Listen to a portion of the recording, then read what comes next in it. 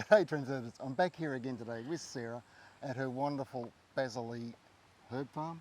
Yeah, Basilea herb farm? Basilea Living Herbs. Living herb farm, I thought I was missing something. Living Herbs. And today I'd like to go over, or we'd like to go over, what is hydroponics, and we'll also explore a little bit of Sarah's why hydroponics. So without much further ado, I'll pretty much just hand it over to you, and if any questions pop into my head, I'll fire them at you. Yeah, feel That's free, all right. feel free. All right, what is hydroponics?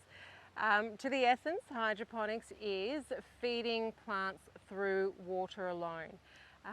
Not having the soil medium or the nutrients coming directly from an organic soil means. Hydroponics is how I grow here.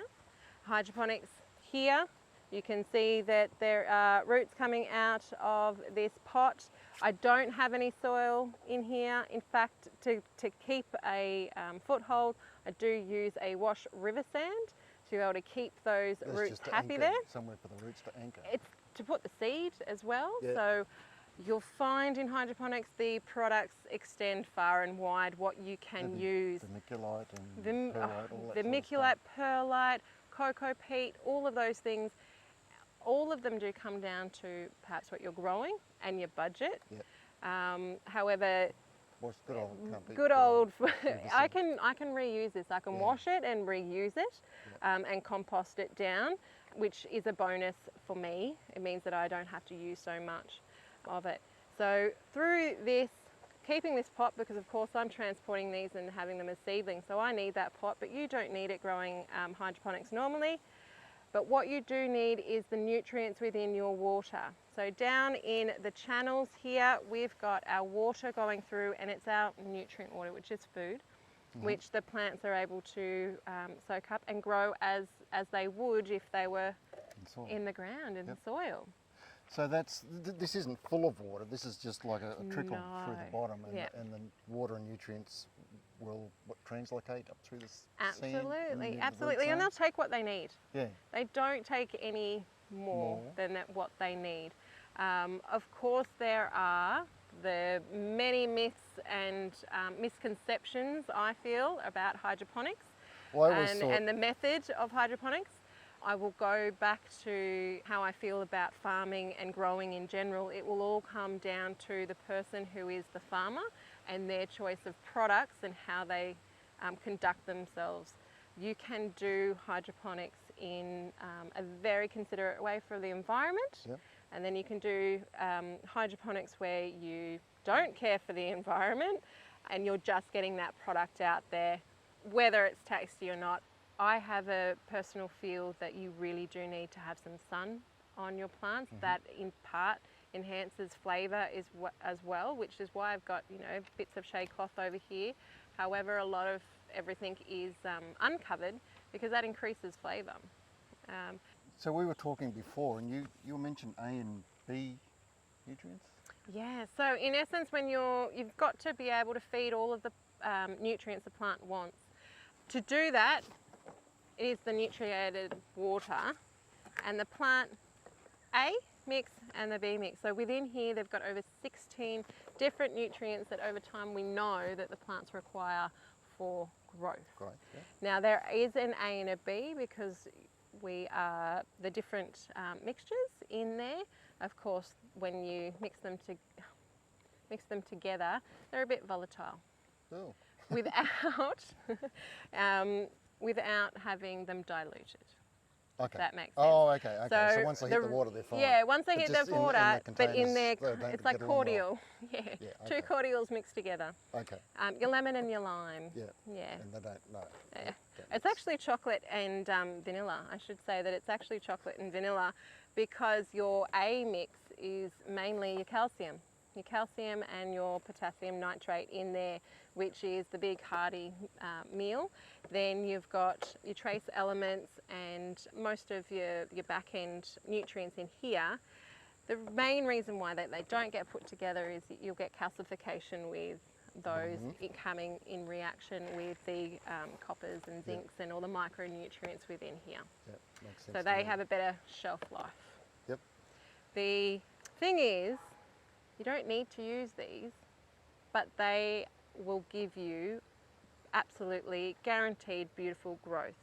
You can use more organic fertilisers within your hydroponic systems. So is that like things like power feed or the liquid organic? No, not so much. Wouldn't do it that way? No, I wouldn't do it that So way, there's but you still can. specific, You can, yeah. there's still specific organic. Yeah, so there are things such as putting your rock minerals in there. Okay. Over time, they'll stay within your water reticulation, and over time they will wear out and be absorbed by the plant, Yep. just as if they were in the soil. Yep. We've also got wonderful liquid fertilisers, such as this ℏ𝕃, which is a wonderful Queensland product, which is a liquid fertiliser that has everything in there. So I'm not a fan of power feed. Okay. I think it's too strong. It hasn't been properly composted yet Right. down. This one here has. Have a little smell. There's not much odour there at all. Yeah, so it's completely ready to Yeah, use. well, you take the lid off the power feed, you know that. Yes, you do. And a lot of people, within that water, it will increase your pH as well. Having a lot of that, this here as a neutral will go really well Okay. and work much, much better. What would the dilution rates there? 10 Yep. mils per litre of water. Yeah, dilution's there. And it, of course, can also be used as a foliar spray, Yep. which, again, with the wonderful science in agriculture and horticulture that we've done, we can say that they do actually take up just as much nutrients, if not more, from having a foliar spray than they do from their roots. Everything runs through these, what do you call these? I call them channels. Channels? Yeah, they're channels. But it's all collected again? Yeah, so At the of back course end? there's many different ways to do the hydroponics. Commonly on big ones they'll do run to waste. Here at Basilea we have a full reticulated system. So we capture all of the water and reuse it constantly, living it in a living system, which is part of our living farm, because we use our water, we think of it as a living organism that has those nutrients in there for our plants, and making sure that we're keeping that water nice and clean, but also being conscious of using a lot of water. Well, otherwise it'd be fairly nutrient-rich water going out into waste. Yeah, and I've got waterways You've got here. waterway just down the bottom, yeah. Of course, we need to be mindful of that, mindful of the impact that we're having, and hydroponics isn't something that outlaws, caring for the environment. We can use this. No, it doesn't give you an exemption. No, it doesn't give you an exemption for No, caring exactly. about the environment, No. because you've decided to grow in such a way that avoids you of organic Some sort of, matter. yeah. You're growing organic matter, you're going to have to get organic matter from somewhere. I'm just eyeing off some lettuce leaves down there. Those, I love what I do here because I grow in such a way that allows the hydroponics grown seedlings to be able to transfer into someone's garden extremely well. With the nutrient, you don't want to put too much nutrient in there. It will not make your plants grow much faster. In fact, it will do exactly the same as organic growing, where you will burn your plants and your seedlings if you feed them too much. Twice as much isn't twice as good. No, twice as much is not twice as good. It is twice as much waste and stress on your plants as well. Let me just briefly touch on hydroponics and lighting. Certainly lighting is artificial lighting, and that pulls into the choice of the farmer. You've got a myriad of different things, but I did mention before that sunlight is what the plant wants, and it's what you can still provide out in the open or out on a balcony, those sorts of things. So it's Free? It's free. Unless you love tech, light is free. Light is free. And then we can go into these are plastic channels that have been designed for this purpose of hydroponics, but there are many ways that you can do hydroponics in different substrates as well. We've got the green ℏ𝕃 that we can show you in the clay balls, expanded, very simple reticulated water system to feed plants. Sarah's shown me the grey ℏ𝕃. We'll do a whole episode on that probably the next time, and go through that. It's a great little system. I'm on a motorbike. I don't think I can take one home, but I'll have to see what I can do. Okay, so that's probably all we can say about what is hydroponics, but I'm curious with Sarah to find out about her why hydroponics, what got her started and all that sort of stuff. So I know what your original why is because you bought this farm from your mum. Your mum sort of started it. I did. I bought the business from mum and moved the hydroponics from her farm or her property to this property.